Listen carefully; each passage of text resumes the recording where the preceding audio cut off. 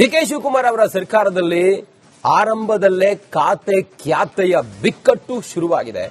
ಬೆಂಗಳೂರು ಅಭಿವೃದ್ಧಿ ಖಾತೆಗೆ ರಾಮಲಿಂಗಾರೆಡ್ಡಿ ಪಟ್ಟು ಹಿಡಿದಿದ್ದಾರೆ. ನನಗೆ ಬೆಂಗಳೂರು ಅಭಿವೃದ್ಧಿ ಖಾತೆಯೇ ಬೇಕು ಅಂತೇಳಿ ಪಟ್ಟು ಹಿಡಿದಿದ್ದಾರೆ. ಸಚಿವಗಿರಿಗೆ ರಾಜೀನಾಮೆಯನ್ನ ಜಲಸಂಪನ್ಮೂಲ ಸಚಿವರಾಗಿದ್ದ ಅವರಿಗೆ ಸಿಕ್ಕಿದ್ದು ಖಾತೆ ಜಲಸಂಪನ್ಮೂಲ. ಈ ಖಾತೆ ನನಗೆ ಬೇಡ ಅಂತ ಹೇಳಿ ಅವರು ರಾಜೀನಾಮೆಯನ್ನು ಕೂಡ ಕೊಟ್ಟಾಗಿದೆ. ನಾಯಕನ ಮನವೊಲಿಸುವ ಪ್ರಯತ್ನಕ್ಕೆ ಈಗ ಎಲ್ಲರೂ ಕೂಡ ತೆರಳಿದ್ರು. ರಾಮಲಿಂಗಾರೆಡ್ಡಿ ನಿಲುವನ್ನ ಬದಲಿಸೋದಕ್ಕೆ ಡಿಕೆ ಶಿವಕುಮಾರ್ ಅವರು ಸಂಧಾನವನ್ನು ಕೂಡ ಮಾಡಿದ್ದಾರೆ. ಮುನಿಸಿಕೊಂಡಿರೋ ನಾಯಕನ ಜೊತೆಗೆ 2.5 ಗಂಟೆಗಳ ಸಮಯ ಸಂಧಾನ ಮಾಡಿದ್ದಾರೆ. ರಾಮಲಿಂಗಾರೆಡ್ಡಿ ಜೊತೆಯಲ್ಲಿ 1-to-1 ಸಮಾಲೋಚನೆಯನ್ನ ಮಾಡಿದ್ದಾರೆ. ರಾಮಲಿಂಗಾರೆಡ್ಡಿ ಅವರ ಜೊತೆಗೆ ಡಿಕೆ ಶಿವಕುಮಾರ್ ಅವರು ಅವರನ್ನ ಸಮಾಧಾನ ಪಡಿಸುವ ಪ್ರಯತ್ನ ಕೂಡ ಮಾಡಿದ್ದಾರೆ.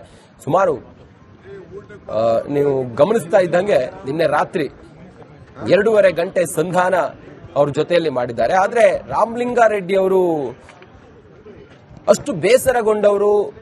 ಡಿಕೆ ಶಿವಕುಮಾರ್ ಅವರೇ ಹೇಳಿದ ಹಾಗೆ ಮಾತು ಕೊಟ್ಟ ಡಿಕೆ ಶಿವಕುಮಾರ್ ತಪ್ಪಿದ್ದಾರೆ. ಈ ಕಾರಣದಿಂದ ನಾನು ಅವ್ರ ಮಂತ್ರಿಮಂಡಲದಲ್ಲಿ ಇರೋದಿಲ್ಲ ಅಂತ ಹೇಳಿ ರಾಜೀನಾಮೆ ಕೊಟ್ಟರು. ಅಷ್ಟು ಕಂಡಾತುಂಡವಾಗಿ ಹೇಳಿದಂತ ರಾಮಲಿಂಗಾರೆಡ್ಡಿ ಸರಿ ಹೋಗ್ತಾರ? ಸಿಎಂ ಡಿಕೆಶಿ ಸಂಧಾನಕ್ಕೆ ಜಗ್ಗಿದ್ರ ರಾಮಲಿಂಗಾರೆಡ್ಡಿ 2 ಗಂಟೆ ಮೀಟಿಂಗ್ ಬಳಿಕ ಅಡ್ಡಗೋಡೆ ಮೇಲೆ ದೀಪ ಇಟ್ಟಂತೆ ಮಾತಾಡಿದ್ದಾರೆ. ಎಲ್ಲ ಸರಿ ಹೋಗಿದೆ ಅಂತ ಹೇಳಿ ಸಿಎಂ ಡಿಕೆ ಶಿವಕುಮಾರ್ ಅವರು ಹೇಳಿದ್ರೆ, ನಾವೆಲ್ಲ ಕೂತು ಮಾತನಾಡಿದ್ದೇವೆ ಅಂತ ಹೇಳಿ ಡಿಕೆ ಶಿವಕುಮಾರ್ ಅವರು ಹೇಳ್ತಾರೆ. ಎಲ್ಲ ಸರಿ ಹೋಗುತ್ತೆ, ನಮ್ದೆಲ್ಲ ಒಂದೇ ಫ್ಯಾಮಿಲಿ ಅಂತ ಹೇಳಿ ಡಿಕೆ ಶಿವಕುಮಾರ್ ಅವರು ಹೇಳ್ತಾರೆ. ರಾಜೀನಾಮೆ ವಾಪಸ್, ಮಂತ್ರಿಗಿರಿ ಯಾವುದು ಇನ್ನೂ ನಿಗೂಢ, ಆಲ್ ಈಸ್ ವೆಲ್ ಅಂತ ಹೇಳಿ ಡಿಕೆ ಶಿವಕುಮಾರ್ ಅವರು ಹೊರಟು ಹೋಗಿದ್ದಾರೆ. ಸಿಎಂ ಹೇಳಿದ್ದನ್ನೇ ನಾನು ಹೇಳೋದು ಅಂತ ಹೇಳಿ ರಾಮಲಿಂಗಾರೆಡ್ಡಿ ಅವರು ಕೂಡ ಹೇಳ್ತಾರೆ. ನೋಡಿ, ಸಿಎಂ ಏನ್ ಹೇಳಿದ್ರಲ್ಲ ಅದನ್ನೇ ನಾನು ಹೇಳೋದು, ಅಂದ್ರೆ ಸಿಎಂ ಹೇಳಿರೋ ಮಾತಿಗೆ ಅವ್ರ ಎಗ್ರಿನಾ, ಎಲ್ಲ ಸರಿ ಹೋಗಿದೆ ಅಂತಷ್ಟೇ ಹೇಳಿ ರಾಮಲಿಂಗಾರೆಡ್ಡಿ ಅವರು ಹೊರಟಿದ್ದಾರೆ. ಜಲಸಂಪನ್ಮೂಲ ಖಾತೆಯಲ್ಲೇ ಮುಂದುವರಿತಾರ ರಾಮಲಿಂಗಾರೆಡ್ಡಿ?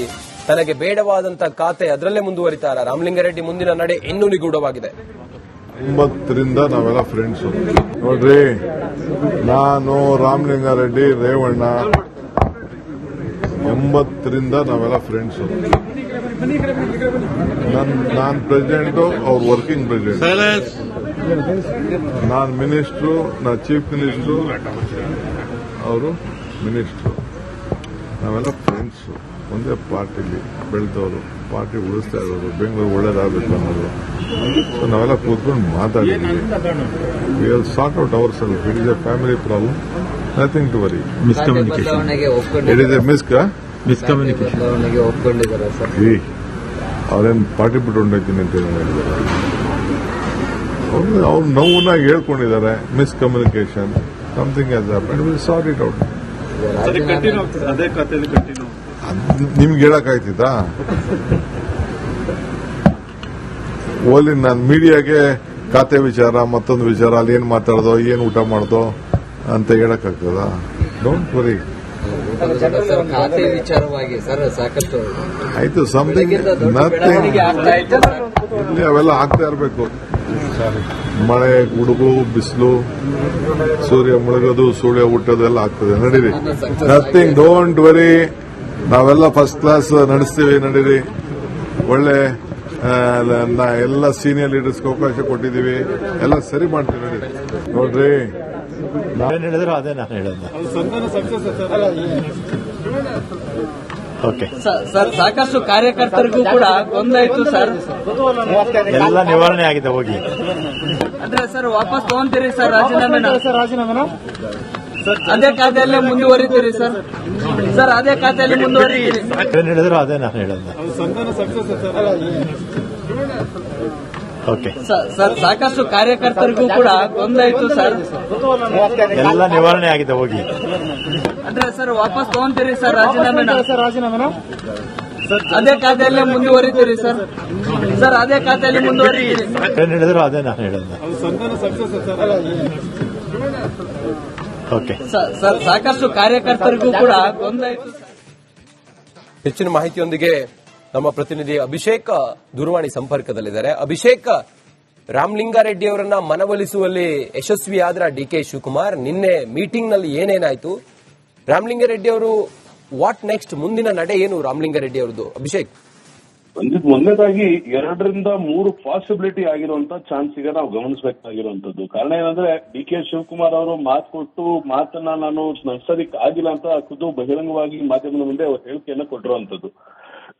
ಆದ್ರೆ ಇಲ್ಲಿ ಗಮನಿಸಬೇಕಾಗಿರುವಂತದ್ದು ಮಾತನ್ನ ಕೊಟ್ಟು ಉಳಿಸ್ಕೊಳ್ಳಿಲ್ಲ ಅನ್ನೊಂದು ಸಂದೇಶವನ್ನ ಮಾಧ್ಯಮದ ಮುಂದೆ ಯಾಕೆ ಹೇಳಿದ್ರು ಅನ್ನೋದು ಕೂಡ ಇರುವಂತದ್ದು. ಅಲ್ಲಿಗೆ ತಾನು ಅಂದ್ರೆ ರಾಮಲಿಂಗಾರೆಡ್ಡಿ ಅವರಿಗೆ ಖಾತೆ ಕೊಡೋದಕ್ಕೆ ಸಿದ್ಧನಿದ್ರು ಕೂಡ ಹೈಕಮಾಂಡ್ ಈ ಒಂದು ಖಾತೆಯನ್ನ ನೀಡಬೇಡಿ ಅಂತ ಏನಾದ್ರು ಡಿ.ಕೆ. ಶಿವಕುಮಾರ್ ಅವ್ರ ಬಳಿ ಹೇಳಿತ್ತಾ, ಈ ಒಂದು ಸಮಸ್ಯೆಯನ್ನ ಅಥವಾ ಈ ಒಂದು ನೆಪವನ್ನ ಮಾಧ್ಯಮಗಳ ಮುಂದೆ ಹೇಳಿ ಅವರೇನಾದ್ರೂ ತಮ್ಮ ತಲೆ ಮೇಲಿದ್ದಂತ ಭಾರವನ್ನ ಹೈಕಮಾಂಡ್ ತಲೆ ಮೇಲೆ ಏರ್ಸಿದ್ರು ಅನ್ನೋದು ಪ್ರಶ್ನೆ ಒಂದ್ ಕಡೆಗಾಗುತ್ತೆ. ಮತ್ತೊಂದ್ ಕಡೆಗೆ ಮಾತನ್ನ ಉಳಿಸ್ಕೊಳ್ಬೇಕಾಗಿತ್ತು. ಆದ್ರೆ ಅನಿವಾರ್ಯ ಪರಿಸ್ಥಿತಿ ಹೈಕಮಾಂಡ್ ಹೇಳಿದ್ರಿಂದ ಈ ರೀತಿ ಆಗಿದೆ ಅಂತ ಅದನ್ನ ಒತ್ತಿ ಹೇಳಿರೋದ್ರಿಂದ ಅದ್ರ ಜೊತೆಗೆ ಪಕ್ಷದಲ್ಲಿ ಯಾವುದೇ ಗೊಂದಲ ಇಲ್ಲ, ಎಲ್ಲ ಜೊತೆ ಇದ್ದೀವಿ, ಜೊತೆಯಲ್ಲಿ ನಡ್ಕೊಂಡು ಹೋಗ್ತೀವಿ ಅಂತ ಹೇಳೋದ್ರ ಮುಖಾಂತರ ಇದ್ದಂತ ಶಮನವನ್ನ ಅಥವಾ ಇದ್ದಂತ ಸಮಸ್ಯೆಯನ್ನ ಇದ್ದಂತ ಬೇಸರವನ್ನ ದೂರ ಮಾಡುವಂತ ಪ್ರಯತ್ನ ಮಾಡಿದ್ರೆ ಅನ್ನೋದು ಮತ್ತೊಂದ್ ಕಡೆಗಾಗುತ್ತೆ.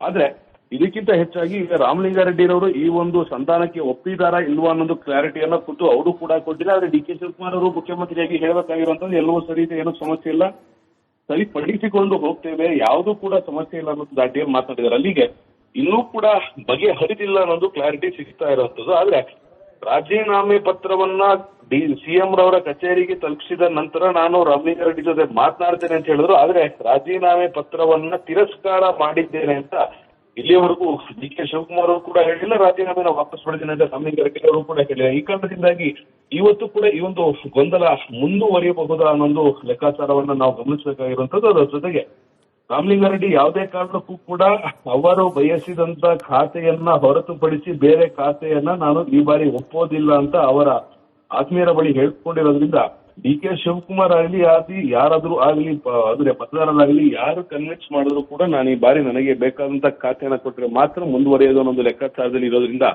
ಅವರ ನಿರ್ಧಾರ ಇವತ್ತು ಪ್ರಕಟಿಸುವಂತ ನಿರೀಕ್ಷೆ ಹಾಗೂ ಸಾಧ್ಯತೆಯನ್ನು ನಾವು ನೋಡ್ತಾ ಇರ್ತದೆ. ಅಭಿಷೇಕ, ಇನ್ನ ಇದೆಲ್ಲ ಗೊಂದಲಗಳನ್ನ ನಾವು ಗಮನಿಸ್ತಾ ಹೋದ್ರೆ ಬಹುಶಃ ಈಗ ಡಿ.ಕೆ. ಶಿವಕುಮಾರ್ ಅವರು ಇವರನ್ನ ಈಗ ಮಾತಾಡಿಸಿದ್ದಾರೆ, ಸರಿ ಹೋಗುತ್ತೇನೋ ಅನ್ನೋ ರೀತಿಯಲ್ಲಿ ಇದೆ ವಾತಾವರಣ. ನೆಕ್ಸ್ಟ್ ಏನು, ಖಾತೆ ಬದಲಾಯಿಸ್ತಾರಾ ಅಥವಾ ಅದೇ ಖಾತೆಯಲ್ಲಿ ಮುಂದುವರಿತಾರಾ ರಾಮಲಿಂಗಾರೆಡ್ಡಿ? ತಾವು ಕೇಳಿದಂತ ಪ್ರಶ್ನೆಗೆ ಏನ್ ಹೇಳಿದ್ರು ರಾತ್ರಿ? ಈಗ ಅಷ್ಟೆಲ್ಲ ಬೇಸರ ಆದವರು ಡಿ.ಕೆ. ಶಿವಕುಮಾರ್ ಅವರ ಮಾತಿಂದ ಸಮಾಧಾನ ಆಗ್ತಾರಾ? ಹೈಕಮಾಂಡ್ ಜೊತೆ ಮಾತಾಡ್ತಾರಾ? ಹೇಗೆ ಏನು? ಒಂದು ಸಂದೇಶ ಹೈಕಮಾಂಡ್ ಇಂದ ಬಂದಿರುವಂತದ್ದು, ಯಾವುದೇ ರಾಜಕಾರಣಿ ಯಾವುದೇ ಸಚಿವ ಯಾವುದೇ ಖಾತೆಯನ್ನ ಬಯಸಿ ರಾಜೀನಾಮೆಯನ್ನ ಕೊಟ್ಟರು ಕೂಡ ಮುಲಾಜಿಲ್ಲದೆ ಅಕ್ಸೆಪ್ಟ್ ಮಾಡಿ ಅನ್ನೋಂತ ಒಂದು ಸಂದೇಶ ಡಿ.ಕೆ. ಶಿವಕುಮಾರ್ ಅವರಿಗೆ ಬಂದಿದೆ ಅಂತ ಹೇಳಲಾಗ್ತಿರುವಂತದ್ದು.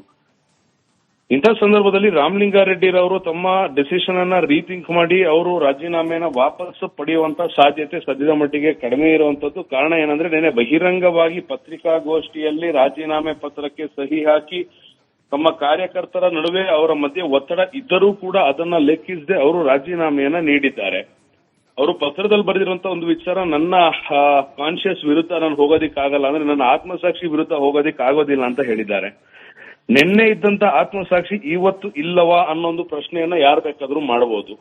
ಈ ಕಾರಣದಿಂದಾಗಿ ಅವರು ಖಾತೆಯನ್ನ ಕೊಟ್ಟರೆ ಮಾತ್ರ ಮುಂದುವರಿಯುವಂತ ಸಾಧ್ಯತೆ ಇದೆ. ಯಾಕಂದ್ರೆ ಇದು ಒಂದು ವಿಚಾರ, ಜಿಬಿಎ ಎಲೆಕ್ಷನ್ಸ್ ಸನಿಹದಲ್ಲೇ ಇರುವಂತದ್ದು. ರಾಮಲಿಂಗಾರೆಡ್ಡಿರವರನ್ನ ಹೊರತುಪಡಿಸಿ ಅಥವಾ ಹೊರಗಿಟ್ಟು ಜಿಬಿಎ ಎಲೆಕ್ಷನ್ಸ್ ನ ಮಾಡೋದು ಕಷ್ಟ ಸಾಧ್ಯ ಅನ್ನೋದು ಡಿ.ಕೆ. ಶಿವಕುಮಾರ್ ಕೂಡ ಗೊತ್ತಿರುವಂತ ಒಂದು ಪ್ರಮುಖ ಅಂಶ ಆಗಿದೆ. ಈ ಕಾರಣದಿಂದಾಗಿ ಖುದ್ದು ಕಾರ್ಪೊರೇಟರ್ ಆಗಿ ಕೌನ್ಸಿಲರ್ ಆಗಿ ಆಯ್ಕೆಯಾದಂತ ರಾಮಲಿಂಗಾರೆಡ್ಡಿರವರ ಬೆಂಗಳೂರಿನ ಐಡಿಯಾಲಜಿ ಏನಿದೆ ಇದು ಬೇರೆ ಯಾವ ವ್ಯಕ್ತಿಗೂ ಇರುವುದಿಲ್ಲ ಅನ್ನೋದು ಈಗ ಕಾಂಗ್ರೆಸ್ನ ಹೈಕಮಾಂಡ್ಗೆ ಡಿ.ಕೆ. ಶಿವಕುಮಾರ್ ಮನವರಿಕೆ ಮಾಡಬೇಕಾಗಿರುತ್ತೆ. ಇದೇ ಸಂದರ್ಭದಲ್ಲಿ ಮುಂದಿನ ಕೆಲವು ದಿನಗಳಲ್ಲಿ ಖಾತೆ ಬದಲಾವಣೆ ಮಾಡುವಂತ ನಿರೀಕ್ಷೆ ಹಾಗೂ ಸಾಧ್ಯತೆಯನ್ನ ಏನಾದ್ರೂ ರಾಮಲಿಂಗಾರೆಡ್ಡಿ ಮುಂದೆ ಇಟ್ಟಿದ್ದಾರೆ ಅನ್ನೋದು ಪ್ರಶ್ನೆ ಕೂಡ ಇದೆ. ಈ ಕಾರಣದಿಂದಾಗಿ ಬಹುತೇಕ ರಾಜೀನಾಮೆಯನ್ನ ಅಂಗೀಕರಿಸುವಂತೆ ರಾಮಲಿಂಗಾರೆಡ್ಡಿರವರು ಒತ್ತಡವನ್ನ ಹೇರಿದ್ರೆ, ಇಲ್ಲ ಕೊಟ್ಟಿರುವಂತಹ ಖಾತೆಯನ್ನ ನಿಭಾಯಿಸಿ ಅನ್ನೋ ಒಂದು ಒತ್ತಡವನ್ನು ಡಿ.ಕೆ. ಶಿವಕುಮಾರ್ ಅವರು ಹೇರಿರುವಂತಹ ಸಾಧ್ಯತೆ ಮಾತ್ರ ಇರುವಂತದ್ದು. ಇವತ್ತು 11 ಗಂಟೆಯ ನಂತರ ರಾಮಲಿಂಗಾರೆಡ್ಡಿರವರ ನಿರ್ಧಾರ ಏನೊಂದು ಬಹಿರಂಗವಾದಂತಹ ಸಾಧ್ಯತೆ ಇದೆ. ಅಭಿಷೇಕ್, ಥ್ಯಾಂಕ್ ಯು ನಿಮ್ಮೆಲ್ಲ ಮಾಹಿತಿಗಾಗಿ.